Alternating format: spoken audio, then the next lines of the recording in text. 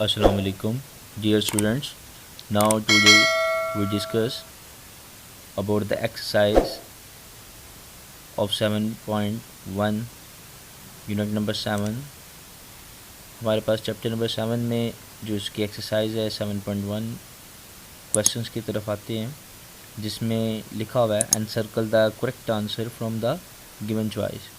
यहाँ पे दी गई जो मल्टीपल चॉइस हैं, इनमें से जो करेक्ट आंसर है उसके ऊपर निशान लगाइएगा, उसको सर्कल कीजिएगा। Okay, now first of all हम अपने पहले क्वेश्चन की तरफ चलते हैं। उसकी स्टेटमेंट क्या है? In which of the following state molecules do not leave their position.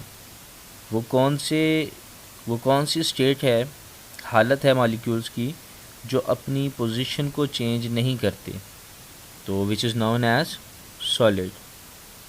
हम किसके ऊपर सर्कल करेंगे? सॉलिड पे। सॉलिड वो मटेरियल है, सच मटेरियल जो अपने मॉलिक्यूल्स की पोजीशन जो है जिनमें वो चेंज नहीं होती, वो अपनी पोजीशन नहीं छोड़ते, वो फिक्स होते हैं और यूनिक शेप में होते हैं।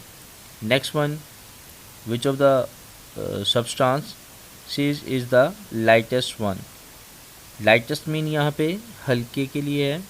द वेरी वेरी लाइट मतलब हल्का, सबसे ज़्यादा। एक दो ही कैटेगराइज होती हैं हमारे पास, एक भारी चीज़ होती है, एक हल्की चीज़ होती है। भारी का मतलब जिसका वज़न ज़्यादा है, जिसके अंदर मैस की क्वांटिटी ज़्यादा है, और हल्की चीज़ का मतलब जिसमें मैस की क्वांटिटी कम है। तो विच ऑफ द सब्सटेंसेस, कहते नीचे दिए गए जो सब्सटेंसेस हैं इनमें से बताएं कि कौन सी चीज़ है। सब्सटेंस का मतलब चीज़ होती है। कौन सी चीज़ है जिसका मैस सबसे जो है वो लाइटेस्ट है। तो इनमें से कॉपर, मरकरी, एलुमिनियम और लेड 4 ऑप्शन दी गई हैं। तो aluminium is the correct option, कि एलुमिनियम वो ऑप्शन है जिसका वेट जो है वो मैस है वो लाइटेस्ट है। तो लाइटेस्ट वेट जो है वो किसका है? एलुमिनियम का है। इसके बाद नेक्स्ट चलते हैं हमारे पास SI unit of the pressure of वैसे तो SI unit of the pressure pascal होता है, और पास्कल को अगर मैं कन्वर्ट करूँ न्यूटन पर मीटर स्क्वायर आएगा इसका। तो थर्ड जो यहाँ पे ऑप्शन है, क्वेश्चन है, उसका जो राइट आंसर है वो है ऑप्शन बी, क्योंकि 1 pascal is equal to newton per metre square है। Very next, what should be the approximate length of the glass tube to the to construct a water barometer। Water barometer के लिए आपने पढ़ा था chapter के अंदर भी कि कम से कम हमें 1 मीटर जो है वो लॉन्ग लेंथ चाहिए। तो इसका राइट आंसर 1 मीटर है। इसी तरह से नेक्स्ट क्वेश्चन नंबर 5 है, और 5 में वो क्या कहता है? अकॉर्डिंग टू द अर्शिमिदस प्रिंसिपल के मुताबिक हमारे पास यहाँ पर जो राइट ऑप्शन है वो क्या है अपथ्रस्ट फोर्स के लिए? तो upthrust force is equal to, तो अपथ्रस्ट फोर्स जो होती है वो उसके वेट के इक्वल होती है। वो वेट जो लिक्विड को क्या करता है? डिस्प्लेस करता है। तो जितना लिक्विड वेट के इक्वली डिस्प्लेस होता है, अपथ्रस्ट फोर्स भी उसी के ही बराबर होती है। तो ऑप्शन नंबर ए। इसी तरह से हम चलते हैं क्वेश्चन नंबर 6 पे। The density of the substance can be found by with the help of. तो डेंसिटी को किस तरह से फाइंड किया जा सकता है? कौन सा लॉ इसमें यूज़ होता है? Pascal law, Hooke's law, Archimedes principles and the principle of rotation. यहाँ पे उसने चार जो है वो लॉज को डिस्कस किया हुआ है।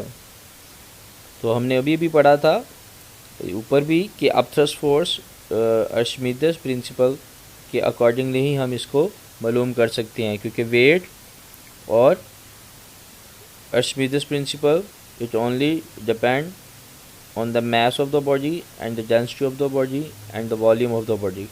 ये 3 चीज़ें इसमें डिस्कशन में आती हैं। तो यहाँ पे जो लॉ यूज़ होता है वो बेसिकली कौन सा है? अर्शिमिदस प्रिंसिपल। अर्शिमिदस प्रिंसिपल के ज़रिए ही हम किसी बॉडी की डेंसिटी को आसानी से मालूम कर सकते हैं। नेक्स्ट चलते हैं जी, according to the Hooke's law. Hooke's law की स्टेटमेंट क्या थी? कि जो स्ट्रेस है वो डायरेक्टली प्रोपोर्शनल है किसके? स्ट्रेन के। स्ट्रेस जो है वो डायरेक्टली प्रोपोर्शनल है स्ट्रेन के। तो यहाँ पे इनमें से कौन सी जो है वो फार्मूला की टाइप है जो which is the best type. तो यहाँ पे अगर हम मैथमेटिकली देखें तो मैंने बताया था कि स्ट्रेस जो होती है वो प्रोपोर्शनल थी स्ट्रेन के, और अगर मैं प्रोपोर्शन को इक्वल में चेंज करता हूँ तो यहाँ पे स्ट्रेस जो है वो स्ट्रेन के इक्वल आ जाएगी और साथ में मिलेगा एक प्रोपोर्शनैलिटी कांस्टेंट भी। तो ये जो स्ट्रेन है ये नीचे आके डिवाइड हो जाएगी, तो stress over strain equal to constant. तो यहाँ पे ऑप्शन नंबर कौन सा है जी? बी ऑप्शन है। तो B option is the right option. Very next, इस क्वेश्चन में हमें उसने ग्राफ तो दिए हुए हैं, कहते the following force extension graph of the spring and are drawn on the same scale, answer the question given below. कहते हैं यहाँ पे सिर्फ ग्राफ दिए हुए हैं बेटा आपको, इसके जो रियल क्वेश्चंस हैं वो नीचे दिए हुए हैं और उसके आंसर्स को हमने ऊपर हाईलाइट करना है। मसलन विच the graph does not obey the Hooke's law, वो ग्राफ जो हुक्स लॉ को ओबे नहीं करता, वो लॉ जो हुक्स लॉ को ओबे नहीं करता, उसके लिए जो राइट ऑप्शन है वो ऑप्शन नंबर सी है, और ये ऑप्शन नंबर सी का ग्राफ जो इसको बिलोंग कर रहा है। वेरी नेक्स्ट, हमारे पास अगला क्वेश्चन क्या है? विच the graph give the smallest value of the spring constant, वो ग्राफ जो स्प्रिंग कांस्टेंट की स्मॉलेस्ट वैल्यू को, कम से कम वैल्यू को शो करता है, वो ये वाला ग्राफ है। आप इसको इसके साथ हाईलाइट कर दें। Very next, option number D. उसके बाद क्या आता है जी? Next question, which the graph give the largest value of the spring constant, largest value spring constant की सबसे ज़्यादा वैल्यू किस ग्राफ में शो हो रही है? तो यहाँ पे ये जो स्लोप लाइन जिसमें स्लोप बनी हुई है, ठीक है, ये मैक्सिमम वैल्यू शो करता है। तो इसमें जो आंसर है वो ऑप्शन नंबर ए है। ओके बेटा जी, ये हमने जो एक्सरसाइज है उसके जो MCQs हैं आज रिजॉल्व कर लिए हैं, और इसके बाद हम चलते हैं इसके शॉर्ट आंसर्स की तरफ। शॉर्ट आंसर में लिखा हुआ है जी, how kinetic molecular model of the matter is the helpful in the different various of the state of matter. तो इसमें 3 पॉइंट्स हैं जो आपको टेक्स्ट बुक में भी नज़र आएंगे इसके आंसर में। यहाँ चैप्टर के बिल्कुल स्टार्ट पे आ जाएं तो चैप्टर के बिल्कुल स्टार्ट पे आपको 3 पॉइंट्स मिलेंगे, ये वाला 1, 2 और ये 3, 1, 2 एंड 3। इन तीनों पॉइंट्स यही जो हमने पढ़े हैं kinetic molecular model of the matter, यही यहाँ पे वो क्वेश्चन का आंसर है। तो क्वेश्चन नंबर हमारे पास जो 1 है उसका आंसर शॉर्ट ये आ गया जी। ओके, वेरी नेक्स्ट, अगला जो क्वेश्चन है उसमें उसकी स्टेटमेंट देखते हैं जी कि अगले क्वेश्चन में वो क्या कहता है।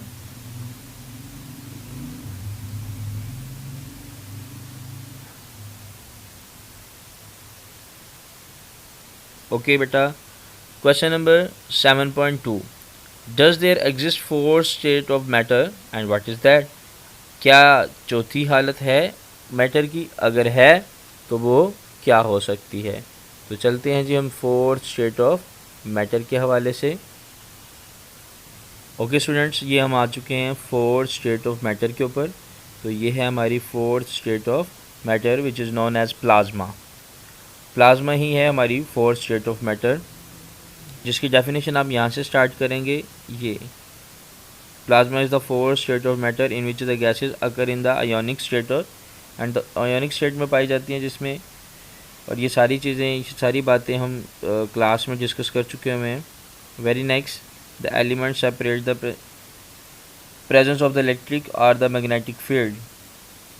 प्लाज्मा कहाँ एग्जिस्ट करता है इसके हवाले से भी ये डिस्कशन है यहाँ पे। इसके अलावा ये हमारी यूनिवर्स को फिल करता है, मोस्टली स्टार्स सन्स वगैरह भी इसी से बनते हैं। हाईली अकॉर्डिंग टू दिस ये लास्ट तक आपने इसको प्रिपेयर करना है। ये आपके क्वेश्चन का आंसर है। ओके बेटा, अब नेक्स्ट चलते हैं अगले क्वेश्चन की तरफ। ओके, नेक्स्ट क्वेश्चन की जो स्टेटमेंट है वो है जी, what is mean by the density and what is its SI unit. Density का मतलब क्या है और इसका SI यूनिट क्या होगा?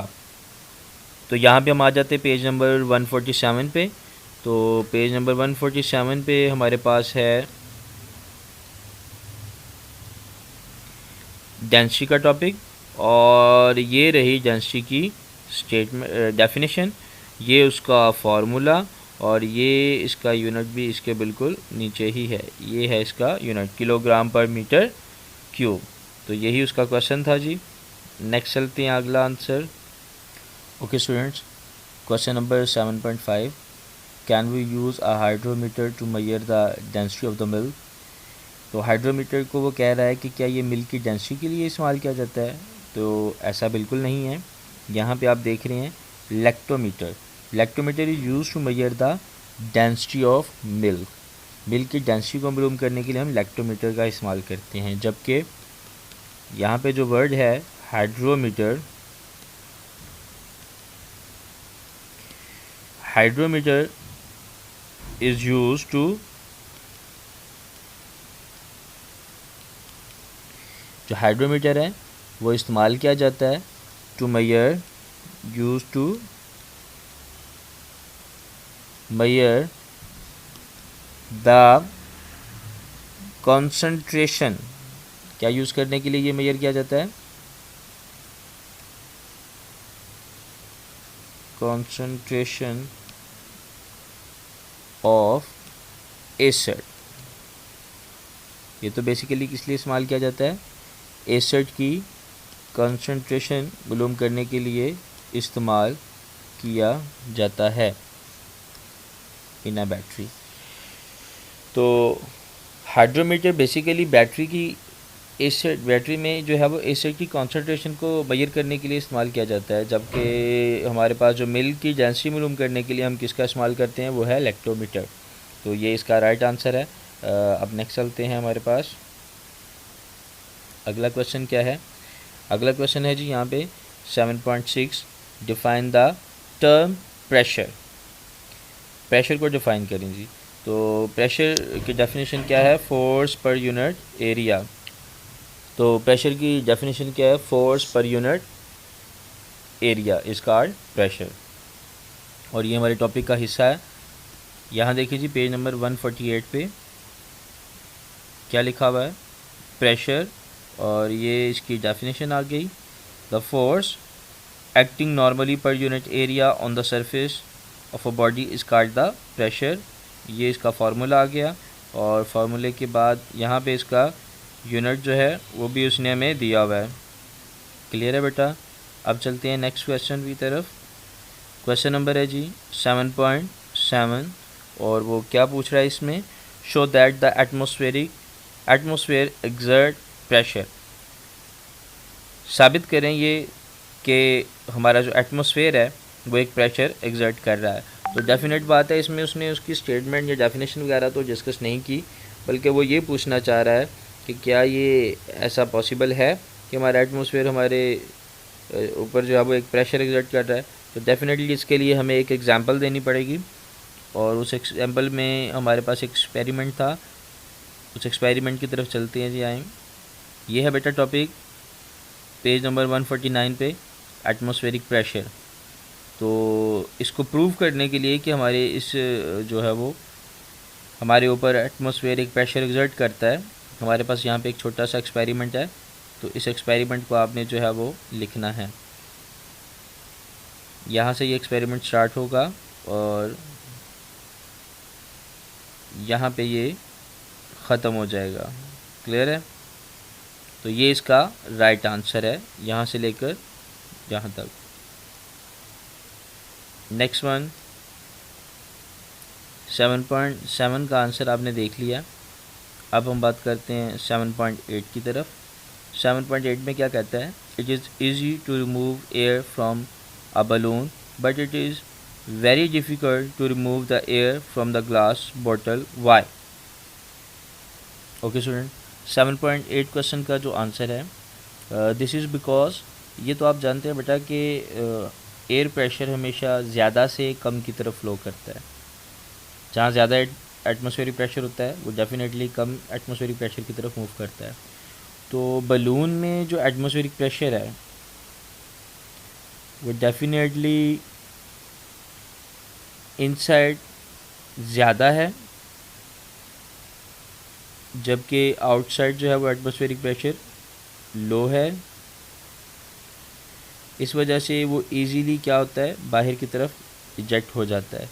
जबकि दूसरी तरफ अगर आप ग्लास की बात करें या किसी जग या किसी भी बर्तन की बात करें तो उसके जो इनसाइड एटमॉस्फेरिक प्रेशर है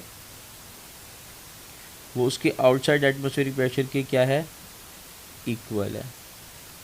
यही वजह है कि यहाँ से एटमॉस्फेरिक प्रेशर को रिमूव करना ज़्यादा डिफ़िकल्ट है। यहाँ पे तो हाई से लो की तरफ वो आसानी से मूव कर जाता है, लेकिन यहाँ पर वो इक्वल होने की वजह से atmospheric pressure does not move. तो इसका आंसर आप यही लिखेंगे, this is because the air pressure inside the balloon is fairly high as compared to the atmospheric pressure outside the balloon. On the other hand, दूसरी तरफ अगर हम देखें, the air pressure inside the glass bottle, glass या bottle ले लें कुछ भी, is already equal to the atmospheric pressure, so it is difficult to remove air from a glass bottle. यही वजह है कि हम उसको बोतल या ग्लास में से रिमूव नहीं कर सकते, या हमारे लिए उसको वहाँ से रिमूव करना काफ़ी डिफ़िकल्ट है, not easy to remove. Okay बेटा, ये इसका आंसर है, जिसको लिख लीजिएगा। जो वर्ड्स मैंने अभी बोले हैं इन्हीं वर्ड्स को आप लिख लीजिएगा। नेक्स्ट चलते हैं, हमारे पास है 7.9, what is a barometer. Barometer की डेफिनेशन तो आपको टेक्स्ट बुक में दी हुई है, उसने देखते हैं। यहाँ देखिए बेटा, पेज नंबर 150 पे है बैरोमीटर की डेफिनेशन, और इसको मैं हाईलाइट करने लगा हूँ। The instrument that major the atmospheric pressure is called barometer. ये इसकी डेफिनेशन है।